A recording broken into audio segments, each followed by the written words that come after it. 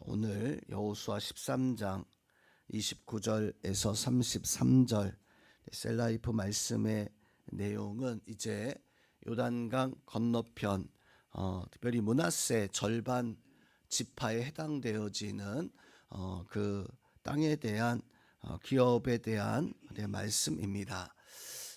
우리가 오늘 말씀 통해서 바로 교훈 받을 수 있는 것은 세상에 살면서 우리는 평안하고 안정하기를 원합니다. 또 지금뿐만 아니라 장차 보통 그래서 우리는 어떤 미래에 대한 대책을 많이 세웁니다. 어떤 노후의 안정을 취해서 노후 대책을 세우고 혹시나 어떤 불이나 사고나 질병으로 말미암아 지킴받기 위해서 어떤 보험이나 연금 같은 것들을 꾸준히 바로 챙기면서 확실한 어떤 미래에 대한 평안함을 얻고자 하는 것이 어떤 우리의 모습이기도 합니다. 그래서 미래에 대한 어떤 안전한 대책이 세워져 있으면 평안하죠. 또 든든하기도 합니다. 그런데 미래에 대한 아무런 대책이 없으면 자칫 어떻게 되어질까 불안하고 염려스럽기도 할 것입니다. 오늘 말씀에서 하나님은 기업을 요단강 건너편 바로 세 지파에 주게 되어지는데 이 말씀 통해서 우리는 하나님께서 바로 주신 그 기업과 또 우리 삶에 대한 평안함과 은혜를 더하여 주고 계시다라고 하는 사실을 깨닫게 되어집니다. 오늘 말씀 29절에서 31절 말씀은 므낫세 절반 지파에 대한 기업에 대해서 말씀을 해주고 있는데 오늘 기업으로 주고 있는 내용을 보면 30절 말씀에서 보니까 마하나임에서부터 온 바산 왕 옥의 온 나라 야일의 모든 골짜기 60성읍이다 라고 이렇게 말씀을 해주고 있습니다. 오늘 여기서 보여지는 말씀은 얼마나 므낫세 절반의 지파가 차지한 그 땅이 참 넓고 또 풍요로웠다라고 하는 사실을 우리 오늘 말씀 속에서도 언뜻 느낄 수 있습니다. 특별히 29절 마지막 30절 마지막 구절에서 보면 60개의 성읍을 주었다. 기업으로 60개의 어떤 고을과 성읍을 주었다라고 이렇게 말씀을 해주고 있습니다. 물론 이 60개의 성읍이 어느 정도인가 규모는 우리가 짐작할 수 없어요.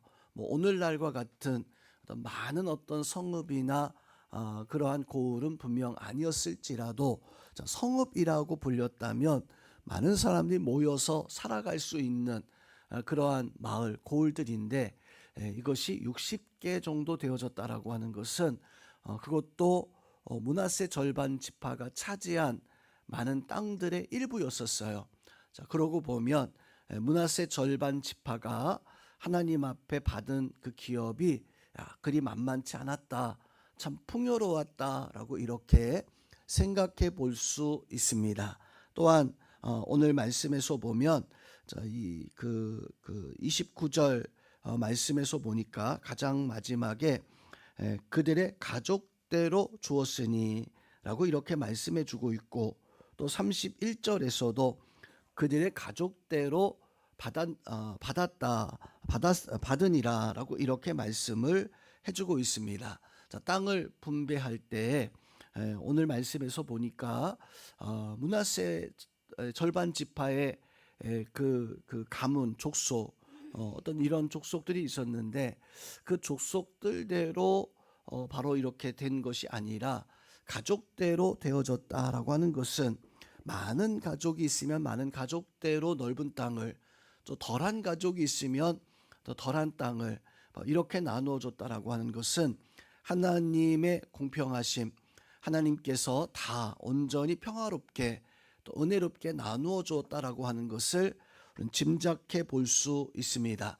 즉 하나님이 주신 기업이 그만큼 우리에게는 어떤 평안함과 안정함을 줄 수 있는 이런 기업이었다라고 하는 것을 알 수 있습니다. 자, 우리는 세상에서 좋은 직장만 가지고 있어도 또 좋은 땅만 있어도 그것 때문에 안심하는데, 하나님이 오늘 주신 기업으로 말미암아 므낫세 절반 지파의 사람들이 얼마나 평안함과 안정함을 가지고 살아갈 수 있었을까라고 하는 하나님이 주신 기업이 우리에게 참된 평안을 줄 수 있다라고 하는 것을 오늘 말씀 속에서 영적으로 보여주고 있습니다.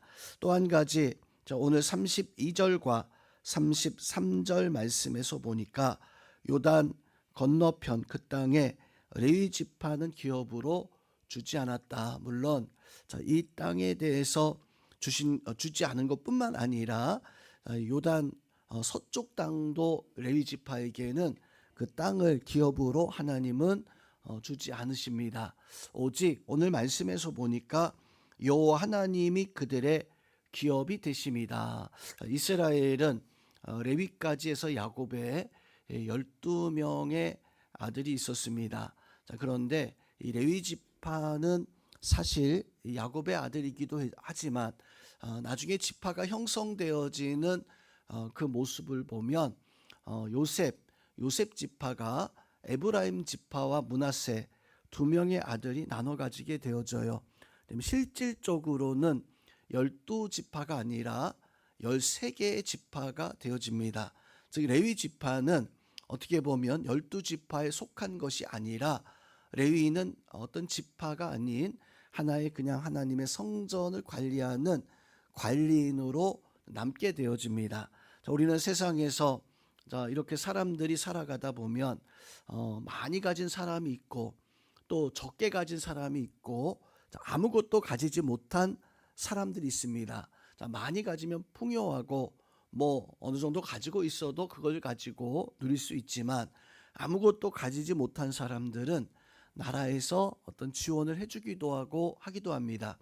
아무것도 가지지 못했다라고 하는 것을 우리는 흔히 결핍이라고 이야기해요. 그래서 소외되었다라고 이렇게 생각하기도 합니다. 그렇다면 오늘 레위 지파는 하나님이 그 가나안 땅을 분배할 때 아무것도 가지지 못하였으니까 결핍되었다라고 이렇게 우리는 생각해 볼 수 있습니다. 사람의 기준에서는 결핍입니다. 사람의 기준에서는 소외당한 거예요. 그런데 하나님의 그 기준에서 보았을 때 하나님의 어떤 약속의 땅을 나누는 어떤 그 과정 속에서 보여지는 레위 지파는 결핍이 아니라 하나님이 특별한 혜택을 더하여 주시는 어떤 특권이었습니다. 그 특권이 무엇이었냐면 오늘 33절 말씀에서 보니까 여호와께서 그들의 기업이 되십니다.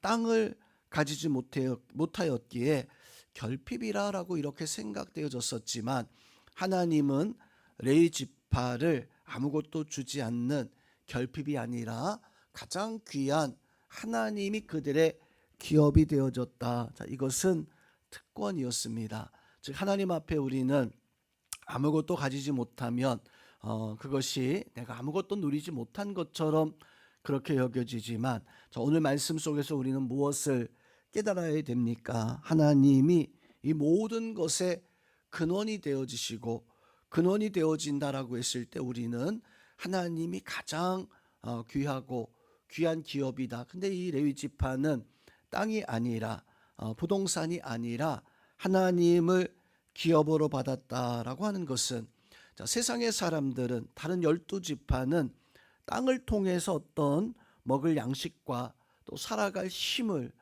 그러한 것들을 제공을 받습니다. 그러다 보면 흉년이 들 때도 있고 풍년이 올 때도 있어요. 풍년이 왔을 때는 더 많은 것을 누리겠지만 흉년이 되어지면 오히려 어렵고 힘들어지기도 합니다.